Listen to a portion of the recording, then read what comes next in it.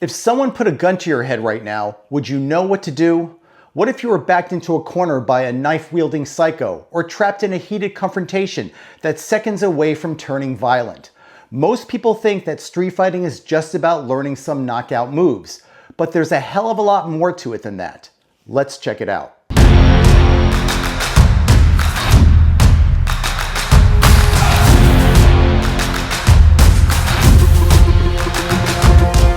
There are 5 responses to any street survival situation. 5 choices that can mean the difference between life and death. Now, most so-called self-defense experts won't even tell you this because they don't even understand it. But today, I'm breaking it all down for you. The 5 essential street survival skills you must know. Now, these tactics are covered in great detail in my book, When Seconds Count, Self-Defense for the Real World. I'll put a link in the description down below if you want to check it out. And for my War Machine Vanguard and Elite members, I'm offering a free PDF training guide titled In Harm's Way that breaks down these 5 tactical responses in even greater detail. If you're a member, check the member-only section of the channel for access to this essential training guide. And if you're not already a member, you're missing out. Get exclusive content, advanced training materials, and the kind of real-world self-defense knowledge you won't find anywhere else. Click the join button down below and get started today. Before we dive into each tactic, let's get one thing straight. Self-defense isn't just about throwing hands. Real street survival is about choosing the right response at the right time. And if you don't understand your options, you're already at a huge disadvantage. In my contemporary fighting arts system, there are 5 tactical responses to any street survival situation. Most so-called self-defense experts focus only on fighting, completely ignoring the full spectrum of real-world survival. But in CFA, we train to think and act strategically, using the right response at the right time. These are proven survival tactics designed to help you make the right decision when it matters most. They are comply, escape, de-escalate, assert, fight back. Each of these responses has a time and place. Choosing the wrong one could get you hurt, but when you know how to use them and when to use them, you maximize your chances of survival. Before we break down these 5 responses, you need to understand one critical street survival skill: assessment. In a real street survival situation, you don't have the luxury of time.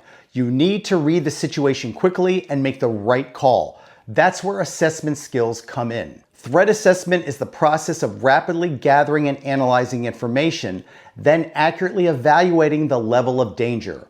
Your ability to assess both the individual and the environment, recognize the options, and act decisively can mean the difference between survival and a fatal mistake. However, once you know how to assess a threat, you'll be able to apply the right response at the right time. Now let's start with the first tactical option: comply. Complying means obeying the assailant's commands to minimize danger. Some people think compliance is weakness, but that's dead wrong. In certain situations, it's the smartest move you can make. For example, if someone sticks a gun in your face outside of disarming range and demands your wallet, what's your best option? Fighting back? No, that's a one-way ticket to getting shot. The key is knowing when compliance is the only tactical choice, especially when faced with a deadly weapon.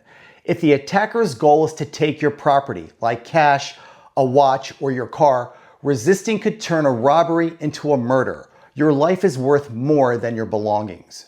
But if their intent is to harm, abduct, or kill you, then compliance is no longer an option. At that moment, you must immediately shift to another response. You should comply when it increases your chances of survival. If giving up your wallet ends the encounter, fine. Now, let's talk about the second tactical option: escape. Escape, also known as tactical retreat, means getting the hell out of there and as fast and safely as possible. It's one of the most effective ways to survive a violent encounter, but most people overlook it because they think running away is cowardly. That's pure nonsense.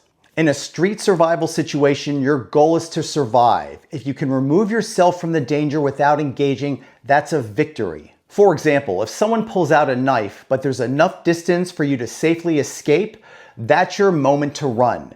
If you hesitate, that window of opportunity closes fast. But here's the key. Escape has to be immediate and decisive. If you see an opening, take it. Sprint, use obstacles, change directions, and make it as difficult as possible for them to chase you down. Now, let's move on to the third tactical option, de-escalation. Not every confrontation has to turn violent. Sometimes the smartest move is to talk your way out of trouble. That's where de-escalation comes in. De-escalation is the art and science of diffusing a hostile situation before it explodes into full-blown violence. It's about controlling the interaction through body language, tone, and words. For example, let's say you got into a fender bender with someone in a parking lot, and they're furious and ready to explode. You were at fault, and this guy is looking for a fight. Instead of escalating the situation by getting defensive or aggressive, you use calm but firm verbal control to de-escalate the situation. You step out of your car with open, non-threatening body language, keeping your hands visible. You look him in the eye and say, "Hey man, I get it. It was my fault. I'll take care of the damage."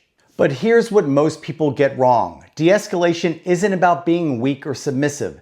It's about controlling the situation and giving the other person an out, so they don't feel the need to fight. If done correctly, it can prevent violence altogether. That said, de-escalation only works if the other person is rational enough to respond to it. If someone is too drunk, high, or enraged to think clearly, words won't save you. Now, let's talk about the fourth tactical option, assert. Sometimes a hostile person isn't looking to rob you or even fight you. They just want to test you.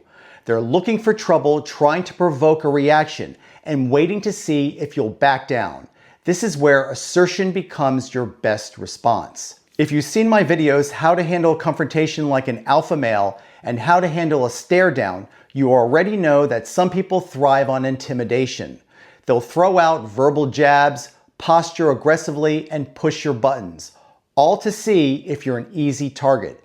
If you don't shut it down immediately, they're going to keep on escalating. This is where you must stand your ground with absolute certainty. Not fighting, not running, just projecting unshakable confidence through presence. For example, let's say you're out somewhere and someone intentionally bumps into you, trying to bait you. Maybe he's sizing you up, making a scene, or testing your reaction. He hasn't invaded your space yet, but you can feel the tension building. In this situation, you don't flinch, you don't look away, and you don't start explaining yourself like some weak fool. You turn towards him, hold direct eye contact, and calmly but firmly address the situation. No aggression, no unnecessary words, just deliberate, controlled authority. Here's the thing. Assertion is a pressure test. If the person backs down, the situation is handled. If they keep pushing, that's your signal to shift to the next response. Now, let's talk about the fifth and final tactical option, fight back. This is the option that 99% of self-defense and martial art channels focus on exclusively.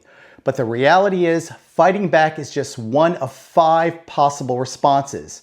If all you've been taught is how to throw punches and execute techniques, then you're missing the full spectrum of street survival. That being said, when it's time to fight, you must respond with street fighting techniques that are efficient, effective, and safe, and applied within the appropriate level of force. This isn't about blind aggression, it's about making a calculated decision based on the severity of the threat. For example, let's say you got involved in a traffic dispute and you attempted to defuse the situation, but the attacker keeps pushing and then he takes a swing at you. This is the time to fight back. But here's the important point, because fighting back is so glorified in the self-defense world, most people default to it when they shouldn't. They try to fight when they should be escaping. They square up when they should be asserting dominance to avoid the fight in the first place. They punch when they should be de-escalating. Understanding when to fight is just as important as knowing how to fight. And you must always respond with the right level of force for the situation, which is why I cover this in great detail in many of my books, especially my latest one titled Sinister Self-Defense. Keep in mind that no 2 self-defense situations are ever the same. These 5 tactical options aren't rigid steps. They're fluid and adaptable.